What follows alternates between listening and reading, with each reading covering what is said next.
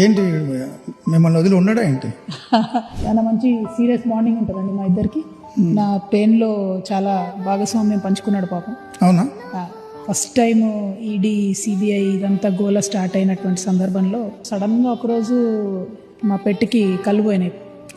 Pets జనరల్గా మన చుట్టూ ఉండేటటువంటి నెగిటివిటీ తీసుకుంటారని చెప్తారు కదా. ఇప్పుడు కళ్ళు రెండు లేవు. అప్పటి నుండి ఇప్పటి వరకు కూడా ఇంట్లో మేమేమి చేంజెస్ చేయకుండా సామాన్ అన్ని కూడా అట్లానే అలైన్మెంట్ చేసి పెట్టాం అనమాట. అంటే వాడికి అలవాటు ఉన్నప్పుడు చూసినప్పుడు ఎలా ఉన్నాయో అలాగే ఉండాలి. ఇప్పుడు కనపడకుండా వస్తే తల అది తగలకుండా ఉన్నానుగా.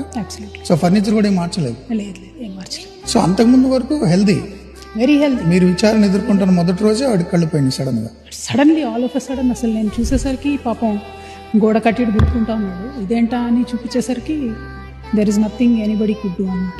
అండ్ సడన్గా అంటే నేను స్పిరిచువల్గా చాలా బిలీవ్ చేస్తాను. నేను కర్మ సిద్ధాంతాన్ని కూడా చాలా బలంగా నమ్ముతాను.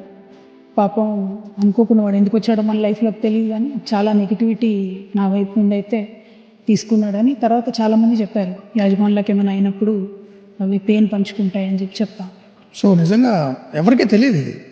ఇంత మీ కష్టాన్ని ఆడు తీసేసుకుని లైఫ్ అంతా.